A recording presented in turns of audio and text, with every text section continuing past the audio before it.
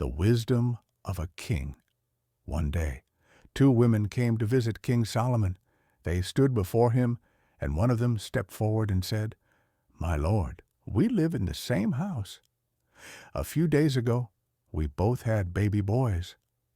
But during the night, this woman's baby died. While I was sleeping, she took my baby from my side and put her dead baby next to me. In the morning, when I woke up, I saw that the baby beside me was not mine." The other woman shouted, "No, that's not true. The living baby is mine, and the dead one is hers."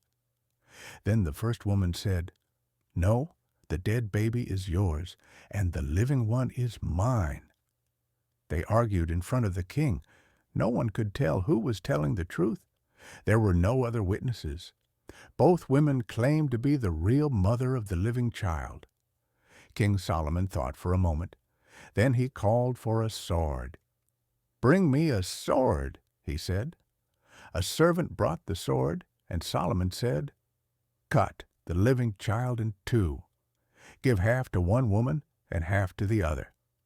At that moment, the real mother cried out in fear and love, "No, my lord, please do not kill the child. Give him to her instead. Let him live."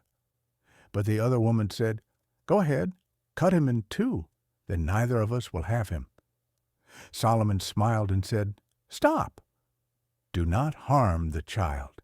Give the baby to the first woman. She is the real mother because she would rather give him up than see him die." Everyone in Israel heard what the king had done, and they were amazed. They saw that God had given Solomon great wisdom, and they respected him as their king. Moral of the story: true love is selfless. A real mother would rather give up her child than see them harmed. This story shows that love means putting others before yourself, even when it hurts. It also teaches us that wisdom is more than knowledge. It is knowing how to bring justice, see through lies, and understand the heart. Lastly, it reminds us that God gives wisdom to those who seek Him, and that leaders who rely on God can bring peace and fairness to those they serve.